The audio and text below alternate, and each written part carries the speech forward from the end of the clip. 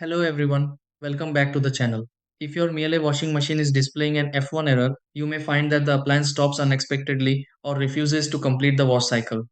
The F1 code is commonly associated with water temperature or sensor related issues, although temporary control glitches can sometimes cause the error as well. Since several conditions can lead to this message, it's worth performing a few simple checks before considering repairs. A basic reset and inspection can often help determine whether the problem is temporary.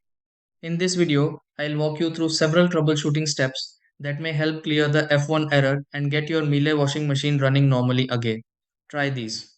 Step 1. Take note of the F1 message shown on the Miele washing machine and stop the cycle. Step 2. Unplug the Miele washing machine from the power source to perform a reset. Step 3.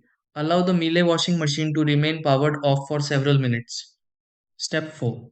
Verify that the Miele washing machine is receiving an adequate water supply. Step 5. Restart the Miele washing machine and begin a fresh program. Step 6. Monitor the Miele washing machine and confirm whether the F1 error appears again.